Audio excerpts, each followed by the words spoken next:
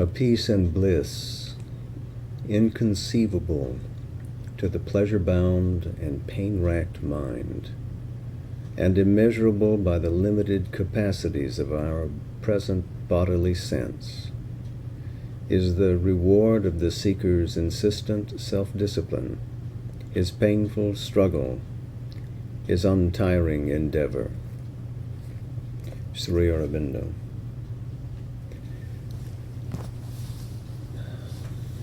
Happy Siddhi Day.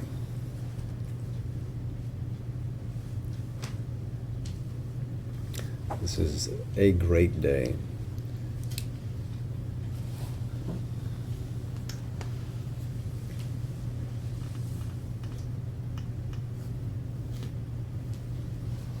We didn't get the darshan cards by post, but bless Vicky Jean Hall's splendid heart. She got up this morning and made them, so we'll all have something to take with us. Our last chance just came and went.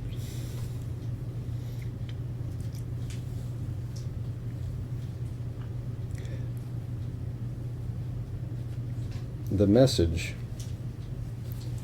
and the photograph are especially interesting to me because the photograph is the one that we're using in the Peacock letter for this issue, and the message is in the same flow as what we're writing for that.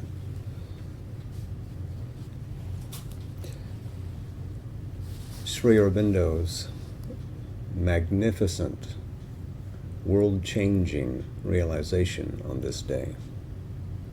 Not simply a realization. The realization, the spiritual dimensions of which are difficult of attainment, which had been pioneered by Sri Krishna thousands of years earlier in manifesting the overmind principle, found seed in him and then flowered and raced through his whole system, from the transformation of his mind, through the divinization of his vital powers and being and their vast expansion, and then entered the corridors of the body. Those, as you know, who were present with him in 1925, 1926, could feel the gathering force of what that meant. That this tremendous consciousness, which borders the sun, was trying to find its way onto earth.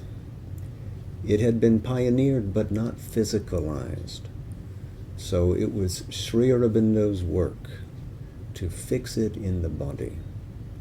But since his being was conterminous with the whole earth, to do that meant to change the earth nature itself.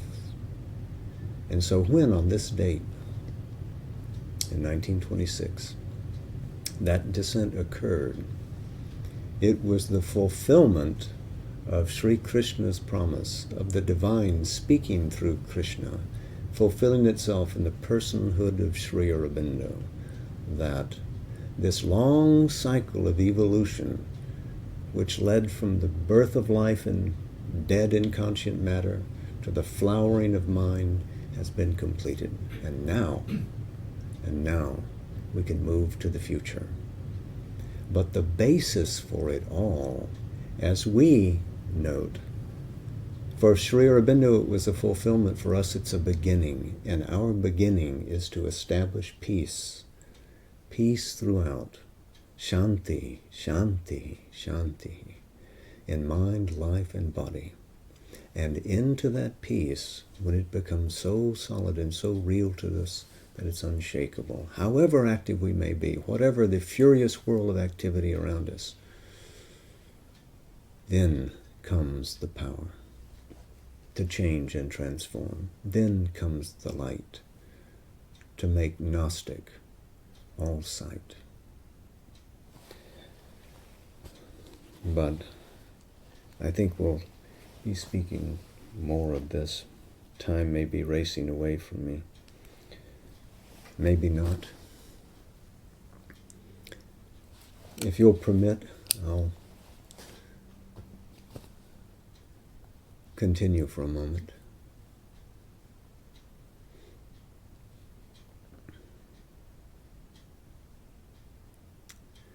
This is an achievement that Sri Aurobindo gave us.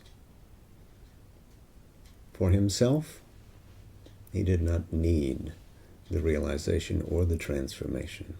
This is a gift, and it pushes the door a little ajar through which we can walk. But remember that he had formed around him, or allowed to form around him, a coterie of fellow seekers. There was a context. There was a partnership. Humanity was present. Regular people, extraordinary people, all with Sri Aurobindo and the Mother. They went forward together. It was a collective life that they chose to fashion, in which to invite the divine presence and consciousness.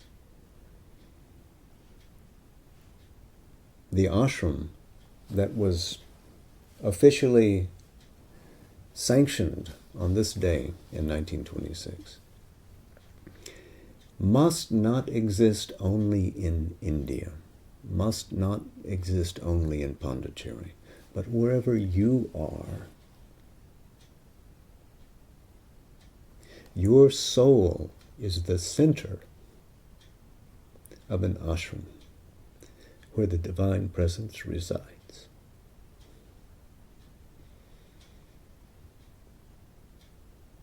You must awake to your own divine nature. You must, in this life.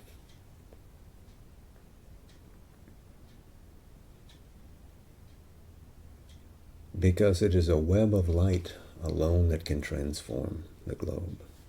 Not one spot merely, not one cluster of people, but all souls linking together and themselves being the center of the universe.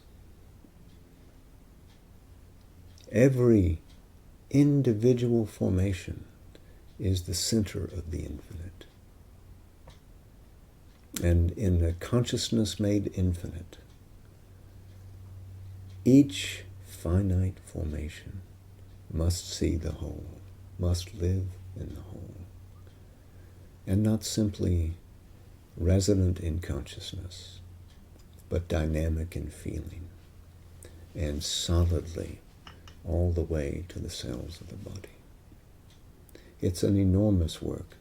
None of us has all the responsibility on our shoulders, but we have some responsibility to undertake the self-change that's offered to us, not demanded of us. But for those who are conscious, for those who are brave, for those who are willing to risk everything, this is the path that leads to the fullest fulfillment. So, our center here is one such small ashram. May it be a fountain of light for you. May it spark your own journey. But your journey is not simply individual. You stand with all for the earth. So, I salute what is divine in you.